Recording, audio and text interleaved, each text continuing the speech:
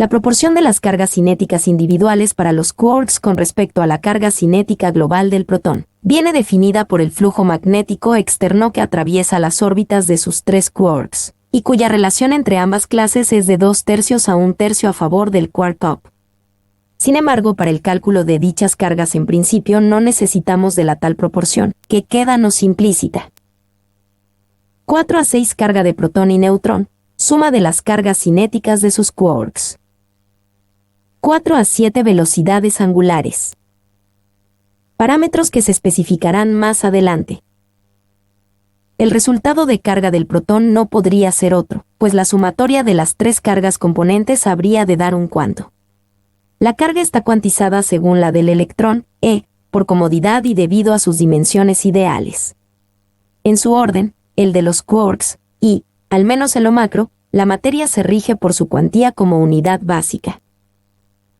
La cosa no está tan clara si existen elementos o partículas menores que el fotón en que sus energías elementales serán muy diferentes y por tanto también las cargas energía, como ocurre al anillo primario. Sin embargo, el mecanismo de proceso no ha de ser otro y los cuantos pueden ser divisores siempre en proporción, para obtenerse un cuanto distinto. No se entendería de dónde surge la carga total de una partícula como el protón que proceda de unos elementos de cargas-masas tan exiguas. Ello implica que no solo es variable cuantificadamente la masa de los quarks, sino que también habrían de serlo, en proporción sus cargas. Así se explica, aunque de forma más compleja, el cambio de sabor, el intercambio de masas entre quarks distintos y sus variaciones eléctricas. La interacción entre tres elementos y los muchos virtuales de su vacío interno nos dan este sorprendente resultado. El factor G y el número de spin para el anillo primario, así como la velocidad del Larmor, cumplen con valores equiparables a los de los componentes electrónicos, ya que en esencia también se trata de ondas de velocidad c. 4/8 frecuencia interna de los quarks. Al igual que hicimos para el electrón, consideremos que los quarks se componen de anillos primarios, que es como decir que constan de un número determinado de cuantos H para su energía. No otra cosa. No nos planteamos por ahora cuál sea su estructura. La relación entre las masas propias con respecto a la masa primaria. La del anillo equivale a la frecuencia másica interna de los quarks, y lo es para los arriba y para los abajo. Relaciones másicas que nos aportan unas frecuencias internas del quark en su avance por el anillo electrónico, el número de oscilaciones rotacionales que lo constituyen. Cada oscilación de onda supone un giro del anillo primario. El mismo resultado se obtiene aplicando la ecuación de la energía. Nótese que estas frecuencias no son todas iguales como ocurría para los supuestos componentes internos del electrón en que sus velocidades lineales son las mismas e iguales a c. En los cálculos se comprueba que la relación carga/diagonal masa de partículas concretas se conserva. Esto se refiere a masas propias en un campo magnético externo, para 1 Tesla. De aquí sacamos algunas conclusiones. Que lo que una masa up o down crece o decrece, la de los contrarios lo crece o decrece en igual proporción o cuantía, según unos mecanismos que no vienen al caso. Que la carga interna pese a todo no es variable como no sea a saltos cuánticos. De tal forma las interacciones internas en la partícula permanecen equilibradas pese a su movida, para que los resultados globales sean invariables. Por razones muy parecidas, estos equilibrios ocurren en el interior de los núcleos atómicos cuando neutrones y protones entran en lisa. Mención aparte la del decaimiento radiactivo que más obedece a pequeños desequilibrios de base en sus mal combinaciones, cuantos imperfectos. Carga y masa se relacionan en el interior a través de la energía, por medio de la velocidad lineal curva y la velocidad circular de giro. De las tres, energía, masa y carga, es difícil de dilucidar cuál impone su cuanto a las otras. Aunque más parece una solución de compromiso. Sus márgenes de relación han de estar dentro de unos límites, tal vez impuestos por el resto de partículas y los valores clásicos mínimos, la longitud, el tiempo y la masa de Planck.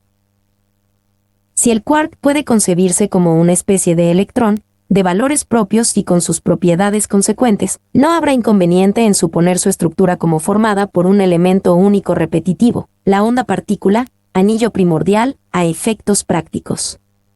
Seguro es que puedan existir combinaciones en su interior, de tipo virtual, que no desvirtúan lo antes dicho.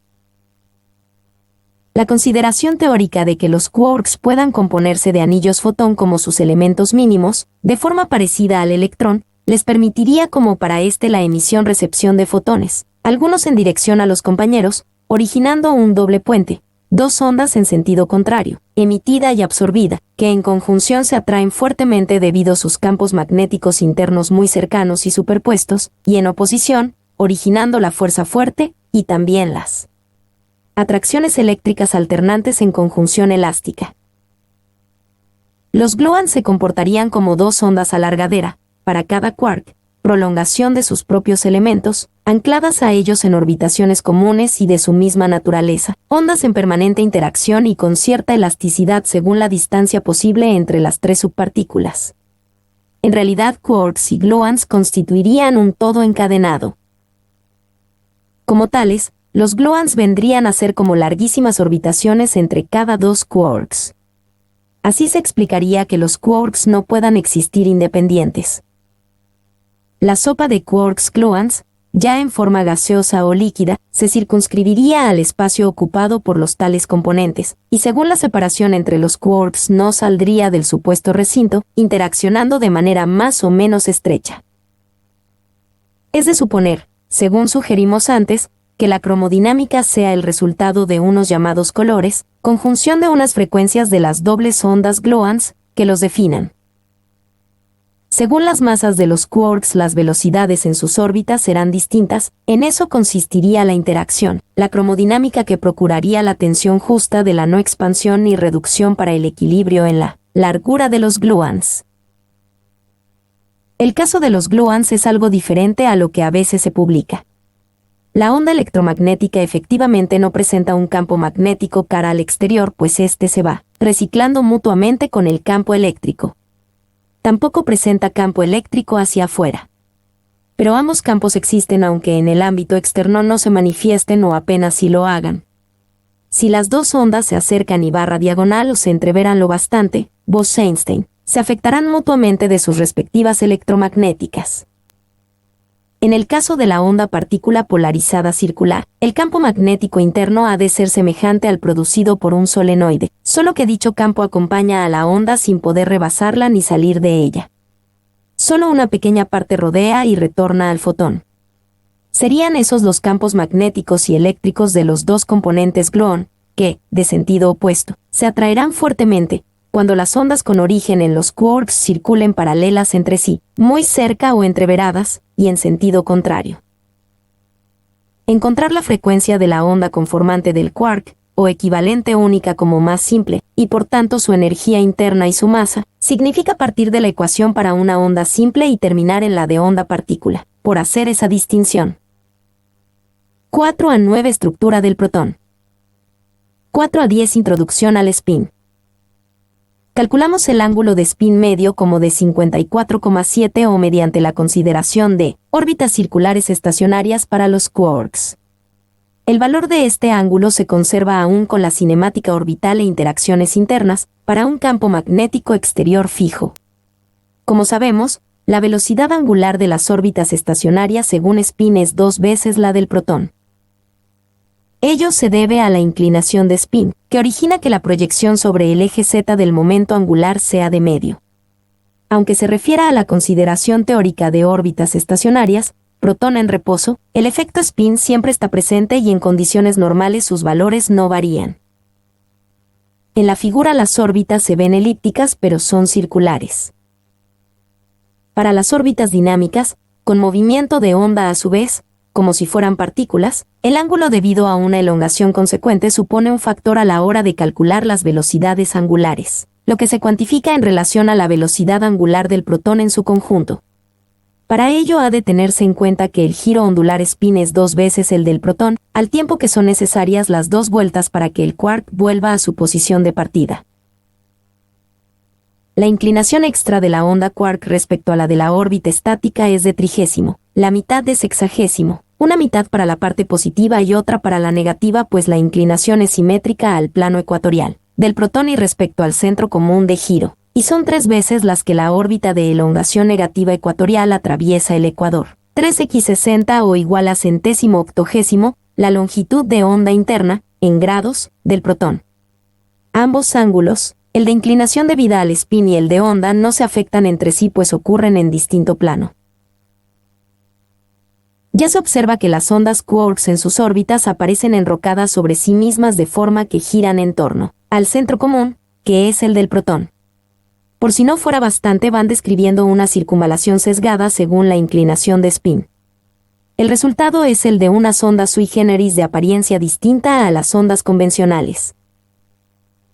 El quark tau extiende su onda con arreglo a su radio orbital, menor que el de los SAP. Él se trasladará en su órbita en sentido contrario a sus compañeros SAP, carga negativa, pero las 3 avanzan en conjunto en la misma dirección. No podría ser de otra manera, pues las cargas contrarias entre up y down harán que se arrastren conjuntamente atraídas entre sí. El down avanza de manera retrógrada respecto a sus compañeros. Aparte, el giro propio del down lo es en el mismo sentido que lo hace su órbita, carga negativa. Sin embargo, el giro propio de los up es retrógrado respecto a sus propias órbitas, carga positiva. Con respecto a la consideración ficticia de órbita estacionaria o inmóvil, en la cinética la velocidad angular de la curva onda se incrementa respecto a la estacionaria, al abarcar una frecuencia mayor que 1 con lo que la angular global del protón que constituyen también lo hace. Los quarks se mueven en sus órbitas inclinadas, las cuales lo hacen a su vez en el sentido ecuatorial del protón a un tiempo, según las velocidades angulares relativas ya vistas. El problema resulta a la hora de calcular las velocidades tangenciales, pues es difícil establecer un radio para las órbitas quarks y para los propios quarks. Por si fuera poco, ambos radios se presentan como con cierta variabilidad según las interacciones entre ellos, pues sus características difieren. De este hecho nacen los cambios de sabor por intermedio de los bosons W. No obstante, es posible establecer unos radios para los quarks y sus órbitas en protón y neutrón obviando esos efectos, según masas propias y masas cinéticas y suponiendo una velocidad fija para cada elemento y por tanto unos radios también fijos. Serán las velocidades angulares las que cambien sin más influencia en radios y velocidades propias, sino solo en las masas. Sin embargo, como decimos, los radios calculados no son absolutos ni mucho menos. Existe una pequeña variación cuando se consideran las ondas partículas de los quarks conformantes de las partículas fermions. 4 a 11 el radio del protón, base de cálculo para los radios órbitas quarks. Como manera de cálculo, o una herramienta de base, supondríamos de principio que el radio del protón es el mismo que el de la órbita del quark teórica estacionaria, ya que éste constituiría en su movimiento la corteza o capa más externa de la partícula. Sin embargo, y sin que ello afecte al spin, los radios efectivos para la órbita onda son menores, como veremos. Las longitudes de onda partícula quark para frecuencia 1 son igual a la longitud de la onda dividida por la raíz de 2, como luego demostramos. O también, la longitud de ángulo de un giro completo o de medio, según, dividida por la raíz de 2. Por otro lado, para que la velocidad angular de la órbita quark cuadrase con el radio del protón, la velocidad angular habría de ser. Este radio de la órbita quark up, 0 sobre r solo es de paso, no real. Una base de partida para los cálculos posteriores.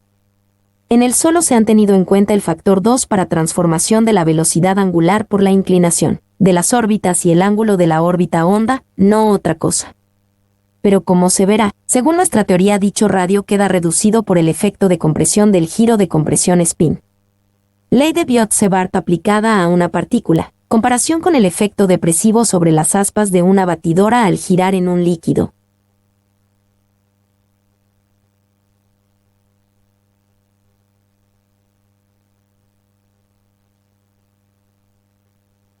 (4 a 12 las longitudes de onda para frecuencia 1. Equilibrio. ¿Cómo se explican esos valores para las longitudes de onda que hemos empleado en la anterior demostración? Las longitudes de onda interna del protón y la de avance de la onda órbita quark se diferencian, proporcionalmente en un factor 2 de principio, porque así lo hacen sus velocidades angulares, ver par. 100. Pero los radios para las órbitas onda de avance de ambas partículas también se reducen ligeramente debido al precesión de spin, como luego se expone. Sin embargo, la proyección de spin sobre el eje Z no varía, que siempre es medio para los fermions, en este caso. Suponemos que el cuantificado ya incluye tal efecto. Fotón. Quark up. 4 a 13 decremento del radio ecuatorial debido al giro precesional del spin. 4 a 14 órbita de la onda quark en el protón. La onda órbita más sencilla para el quark resulta ser de una frecuencia f igual a 1,59, como condición necesaria para que puedan darse las dos vueltas quark por cada vuelta del protón. De tal forma, el quark presenta el mismo estado en 2x2p igual a septingentésimo vigésimo. Onda completa. Onda completa con el decremento de radio. Pensar en órbitas encadenadas de tipo estacionario, figuras siguientes, no nos resuelve el problema, pues el quark no avanzaría, lo que no concuerda con la precesión.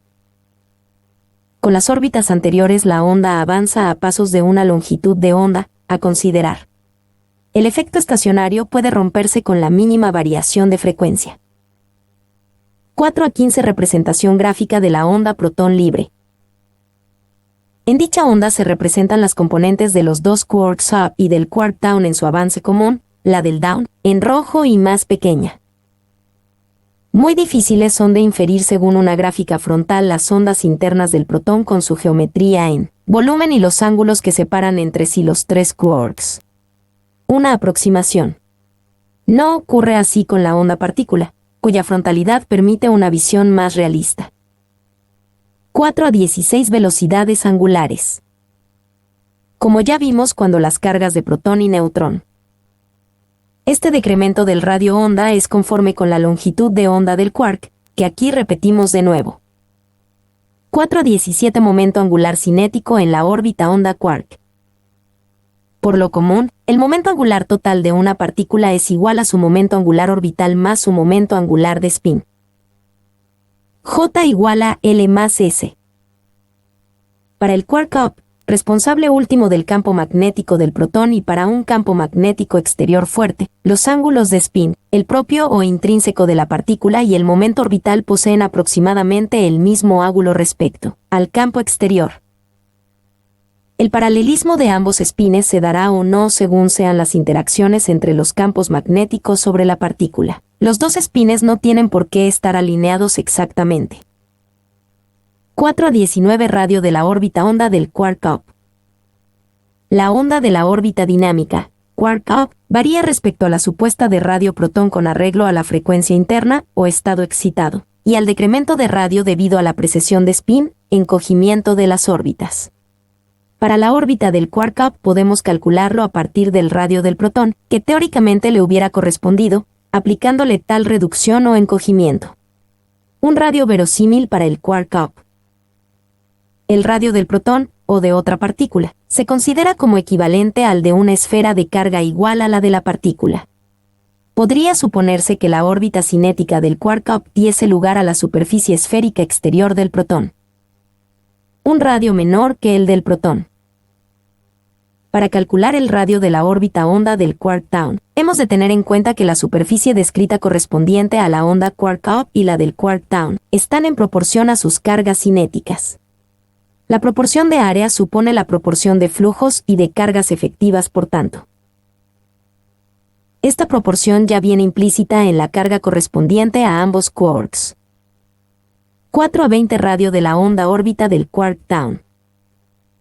Lo visto hasta ahora respecto a protón y quarks, de poco nos serviría para la integración global si hay que tener en cuenta los gluons. Es posible que los gluons actúen sobre los quarks de una forma ortogonal como término medio, respecto al radio del protón, y que la fuerza fuerte solo actúe transversalmente, cos 90 igual a 0, lo que para nada influya en la deformación si el equilibrio existe. Los gluons actuarían como un seguro. Algo así como un aro elástico. También es posible que quarks y gluons actúen como un todo, lo que no reste individualidad a los componentes. O puede que la llamada fuerza fuerte obedezca a otras causas, como la gravedad cuántica. 4 a 21 velocidades de los quarks up y down. La velocidad de los quarks es la de su onda trayectoria, es decir, la angular de la onda multiplicada por el radio correspondiente. Sin embargo, esto no es exacto. Influyen otros factores que hacen que las velocidades no sean tan simples de calcular. La velocidad de la trayectoria y la de la onda partícula quark pueden ser distintas. Si partimos de lo que llamamos frecuencia másica, podemos encontrar la longitud de onda del quark y aplicarla a la ecuación de Broglie. Para ello hemos de suponer lo que se dio en llamar extensión de la masa. Es como concebir que la llamada masa impropia, o debida a la velocidad, también se distribuye por toda la órbita, como si se tratase de la multiplicación de la masa propia del elemento que orbita. La masa resultante queda extendida en toda la trayectoria para un periodo. Masa propia quark en toda la trayectoria de la órbita. Es decir, cantidad de masa propia quark up en la masa cinética. Longitud curva de la órbita quark up teniendo en cuenta igual a 1,597646577 vueltas para cada vuelta del protón. Número de longitudes de onda del quark up necesarias para cubrir la trayectoria en un periodo, según onda partícula. Y análogamente, para el quark down. No podemos olvidar que las frecuencias que hemos supuesto solo son la referencia mínima de equilibrio sin tener en cuenta el grado de excitación de la partícula o las interacciones. La velocidad del quark up según Lorentz sería formulación más apropiada para la onda up como partícula libre, si ello pudiera darse. Como vemos según nuestros cálculos, la velocidad es menor como corresponde al quark up por ser una partícula ligada. Si libre, podría serlo con una velocidad muy próxima a la de la luz. Ello viene a indicar la naturaleza ondular de los quarks libres, que en el interior del protón colapsan a ondas partícula más masivas.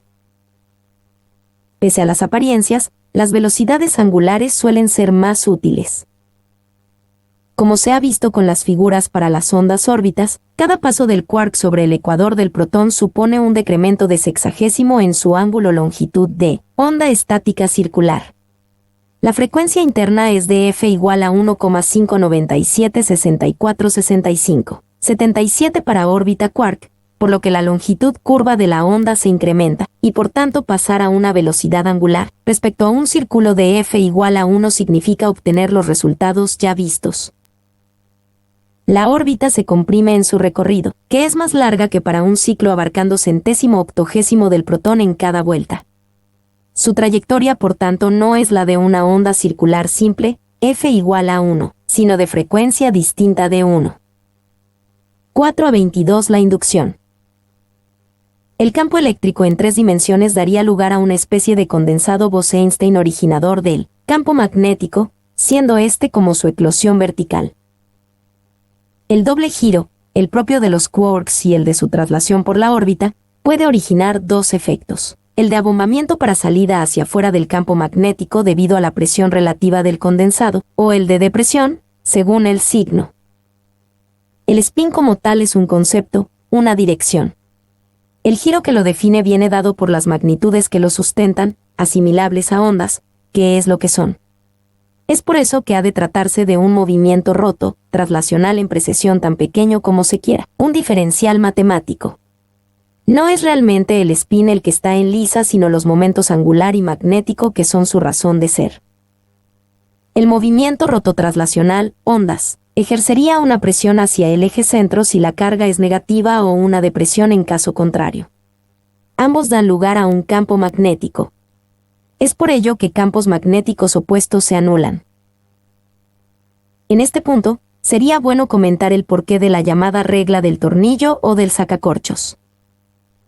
Según ciertas investigaciones, el universo posee un giro a izquierdas, de tal forma que el giro negativo de una partícula supondrá que ésta, o su C magnético o eléctrico, tienda a avanzar en el sentido de la expansión, positivo. Por el contrario, el giro positivo, a derechas, de una partícula o elemento, tendería a que sus campos eléctricos o magnéticos avanzaran en sentido contrario de la expansión, negativo. No importará para dónde se oriente la partícula en el espacio, pues la expansión ocurre desde cualquier punto en todas direcciones.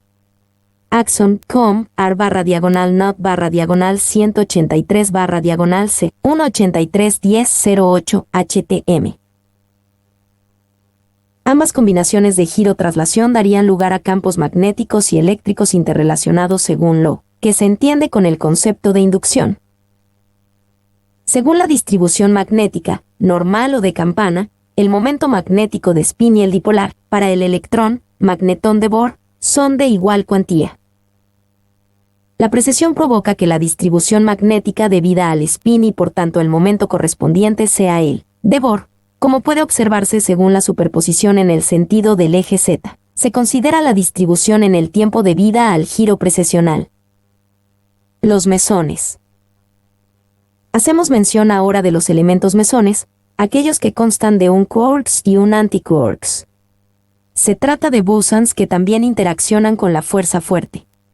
Aparte eso, son más masivos que los bosons gauge, y mientras estos poseen spin entero, los mesones también pueden carecer de spin, mesones pseudoescalares. Un pión, mesón, decae en un muón de igual carga y un neutrino muónico. El pión neutro decae en 2 fotones. Si hemos de ser coherentes con lo ya expuesto, los mesones y se moverán a una velocidad resultante de la de sus componentes quarks, mientras que él no lo haría sino según resultado de las interacciones. 5:1 La conjunción quarks. ¿Por qué los quarks no ocuparían un mismo estado orbital? Es decir, ¿por qué cada uno posee su propia órbita? Los 3 quarks no podrían estar circulando en una misma órbita porque los estados posibles de los fermions vienen definidos por 4 números discretos, los números cuánticos. Con ellos se define un modelo en 3 dimensiones. El número cuántico principal, n, define el estado de energía principal, capa o nivel del elemento en órbita, es decir, velocidad y masa. El número cuántico orbital, L, se refiere a la magnitud del momento angular según órbita o subórbita. El número cuántico m describe la orientación magnética en el espacio del plano de la órbita del elemento, con referencia a un campo externo o conjunción de otros externos. El número cuántico de spin magnético, ms, de valor más medio o menos medio para fermions según la dirección del spin. Para cada número cuántico, salvo el ms, solo están permitidos determinados valores enteros. 2 fermions, como es el caso de los quarks, no pueden permanecer en el mismo estado si para ambos todos los números cuánticos son iguales. Por eso los 2 quarks sub no pueden ocupar la misma órbita, ya que, aparte los demás números cuánticos, la orientación magnética sería la misma. Ambos habrán de ocupar 2 órbitas diferentes, con la condición añadida de que la repulsión mutua sea equilibrada. Es decir, que la distancia entre ellos, interórbitas, sea la máxima posible, máxima separación entre ambos elementos, contando con la presencia del quark down por cuya atracción los 3 andan equilibrados, según se vio anteriormente. La perspectiva nos hace ver el anillo down, rojo y más pequeño, en horizontal.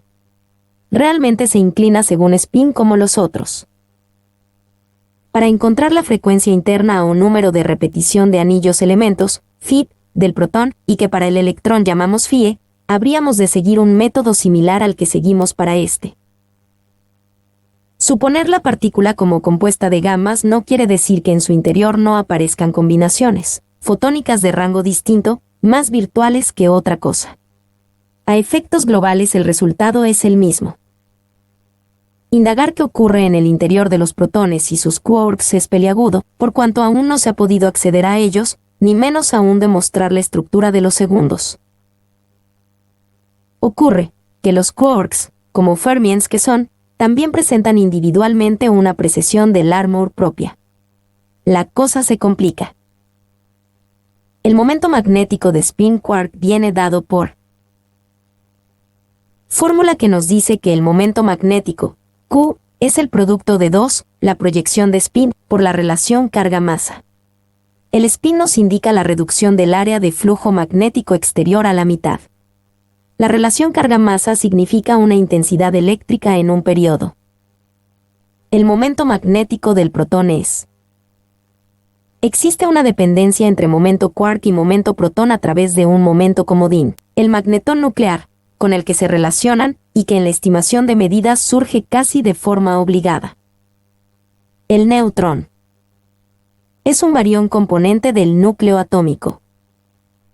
Está formado por dos quarks down y un quark up. Como fermión que es, posee spin medio. Recordemos los dos conceptos de masa para los quarks que ya vimos con el protón, la masa propia y la masa cinética. Las segundas, las masas cinéticas, son consecuencia de las primeras, propias, como efecto de la velocidad, de tal forma que la masa global de la partícula es la suma de las masas cinéticas internas. La masa del neutrón es de 1,67492729, 10 a 27 kilogramos. Sin embargo, no es esta la masa resultado de la suma de las tres cinéticas quarks correspondientes. ¿Qué ocurre con ese exceso de masa que no se aprecia en la partícula pese a su composición? ¿Dónde va a parar este resto masivo para conseguirse la masa propia del neutrón? Si recordamos la transmutación entre quark down y quark up por intermedio del bosón W, la cantidad de masa perdida en el proceso resulta ser la diferencia entre ambos, e igual a esta masa perdida. De tal coincidencia podría deducirse que la caída de masa teórica hasta la masa propia del neutrón correspondiera a lo que se llama energía de enlace. ¿Por qué en la unión protón-neutrón sería este último el que sufre tal decaimiento y no lo hace a la inversa el protón? Seguramente porque el protón es estable y el neutrón no lo es. ¿Pero en qué se transforma dicha energía? En las fuerzas de unión, en el potencial que las mantiene, en el reparto de energía interna común que hace que los quarks de protón y neutrón puedan presentar cierto solapamiento en sus órbitas para que la unión se comporte como lo que es. Pero la pérdida masiva respecto a la masa teórica del neutrón más parece que sea la génesis de una emisión de onda provocada sobre el vacío, como pueda ser la del bosón W, superior por tanto que la propia masa perdida, en parte intercambio eléctrico-magnético para la atracción entre ambos hadrons. Ello ocurrirá en los quarks más próximos de la conjunción. 6:1 Interacción débil. Se dice que los bosons W y Z median la interacción nuclear débil para el cambio de sabor de leptons y quarks. Lo que no se dice es, ¿por qué causa ha de producirse dicho cambio? ¿Qué es lo que lo origina?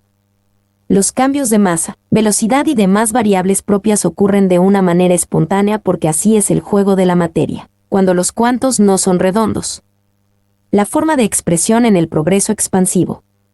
En otro orden, geométricamente, el número por ejemplo no es un número exacto como no lo es la relación entre el incremento de la longitud de la circunferencia expansiva con el de su radio. Son peculiaridades evidentes pero no entendibles para la exactitud del ser material. Mi nombre es Demim. Soy tu asistente personal. Mi sitio en internet es demim.es.tl